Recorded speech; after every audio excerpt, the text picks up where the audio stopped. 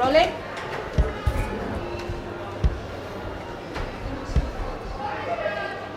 I got involved in the project from working with Rebecca. We worked together for a number of years across a few different projects. The idea didn't really come straight away, but what became clear was trying to find the threads of existing work and kind of shared practice that we had, and then trying to bring that into this context involved in running and trying to find these kind of crossing threads between a sort of somatic involvement with music and performance and how that crosses over into running. Can I introduce myself? I'm James, and I'm an amateur. At the moment I'm training for a marathon, so I'm running kind of every day. I'm Anna, I am from Berlin, and I knew that you are doing films differently and that this will be about running, live music and the perception of time. My name is Korede. I'm a 100 and 200 meters international athlete.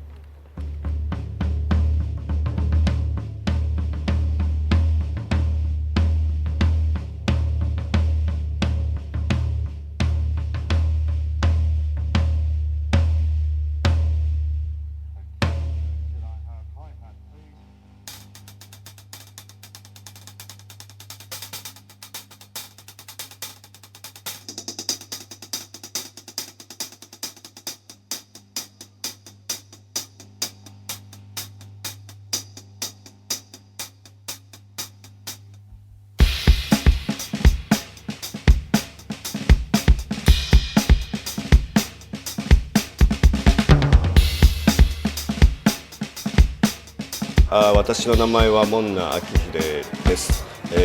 別名モンちゃんという名前でアーティストとしてやっています。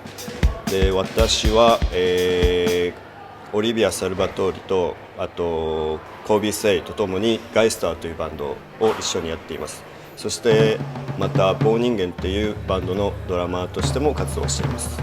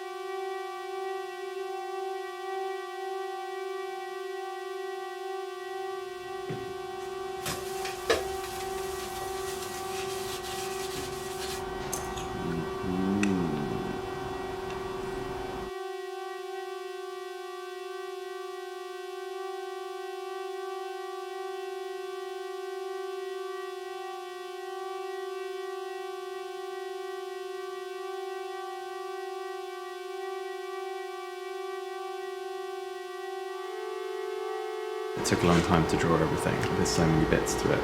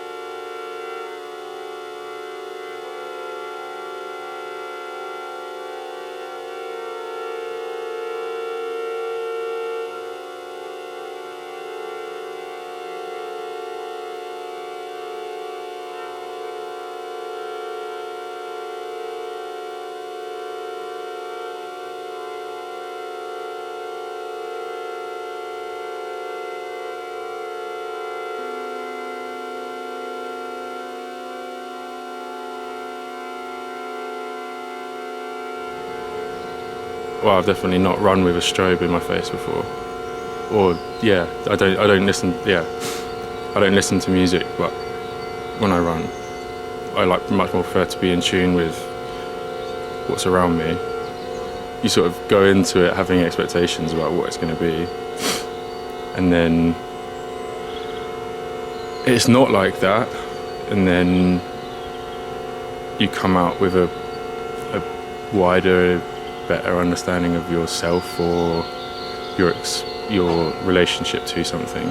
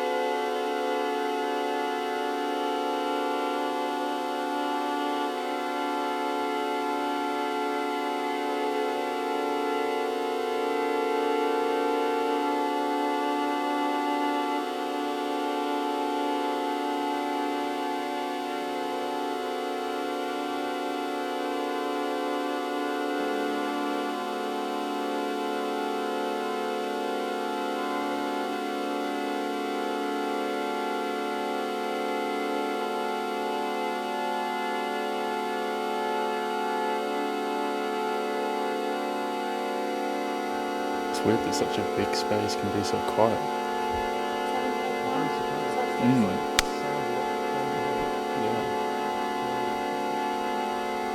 I take a lot of solace in book that brings me a lot of sort of peace as an exercise. I don't think I run in silence because I prefer to be in tune with my body and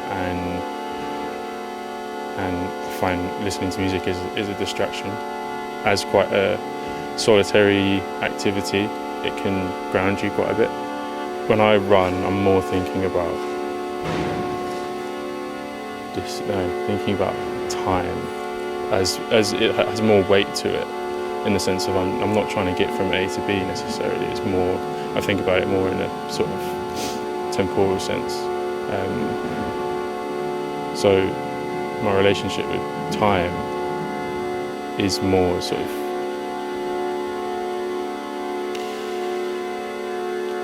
getting myself tangled in knots. I don't know where that thought was going, but I think I mentioned in my other sort of conversation with Rebecca that time isn't necessarily a linear thing. That sort of experiences might repeat on you, or you might sort of keep on returning to the same thought. Perceiving myself from the outside, when I'm generally speaking out loud, I can feel myself debating with myself in sort of real time. And that's why there might be a few pauses here or there. I find it easier to follow a particular strain of thought when I'm moving.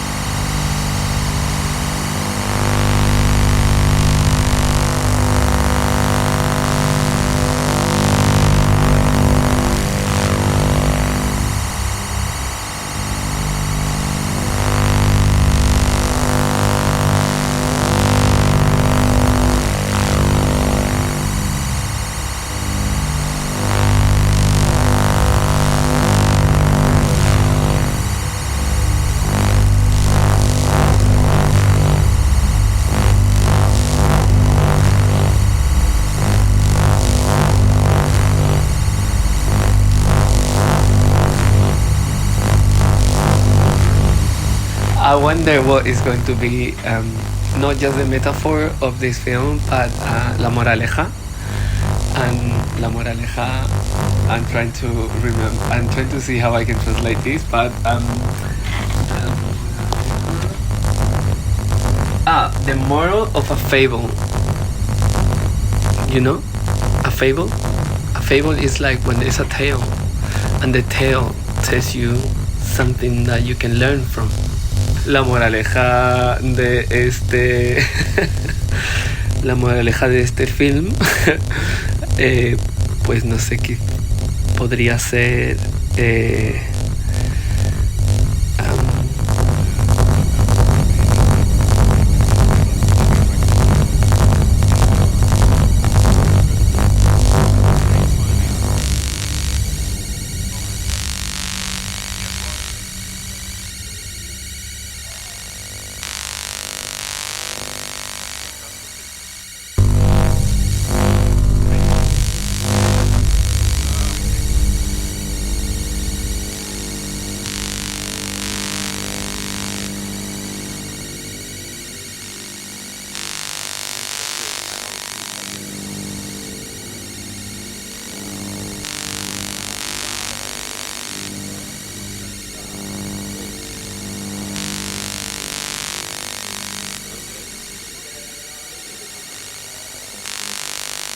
Yeah, Rebecca has crazy ideas, always. And this is probably the craziest one I've seen.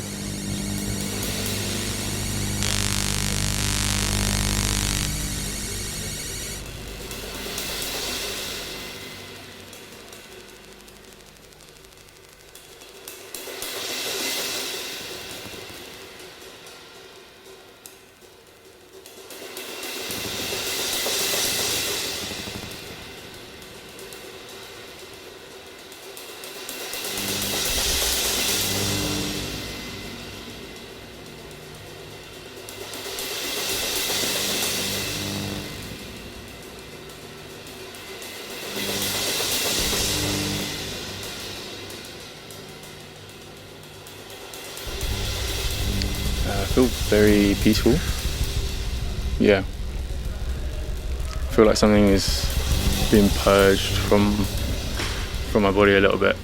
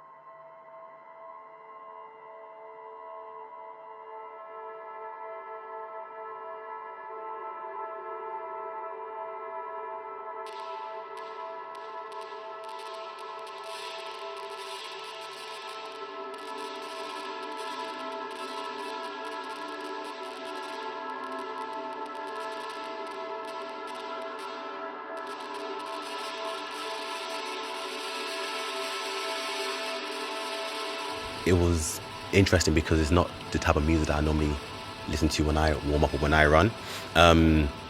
So having a elongated sound that's high-pitched kind of made me feel like I need to run faster, even though obviously it's up to me and I can still control it, but the music made me trying to go quicker and then literally just keep to the pace. I was moving quite quick, but it felt slow.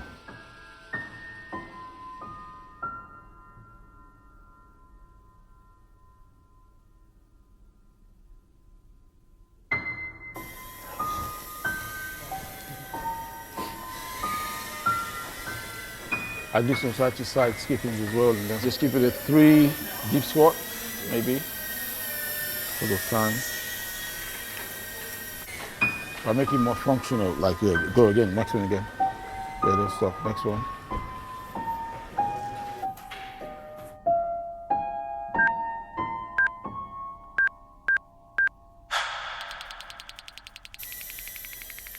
We train many times a week, like myself, we run 4 times a week, but on the 2 other week we do like some low-level type of activation type of things. But yeah, so it'll be 6 sessions for the week.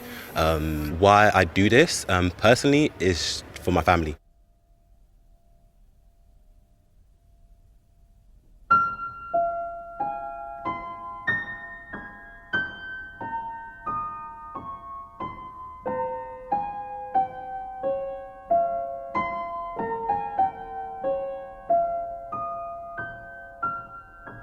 So when I sprint, a lot of things goes in my head, but then it goes into silence. So I just let my body go into the natural state of what it's used to do.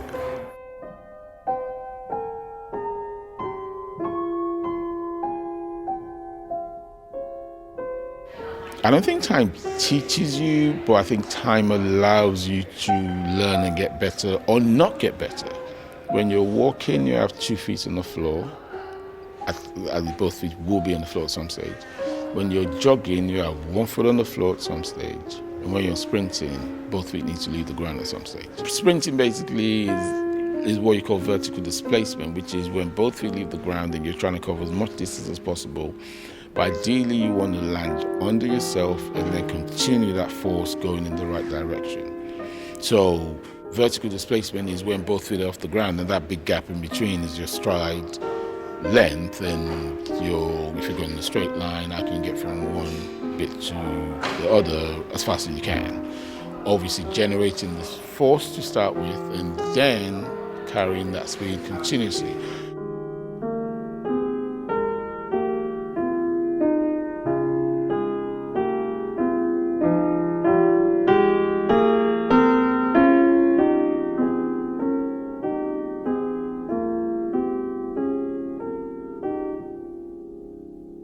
Now, if you break it down into 3 different aspects, there is your acceleration, there's your maximum velocity, which is when you're moving your fastest, and then there's your deceleration, which of course you don't see. You don't see people decelerating, but really you decelerate.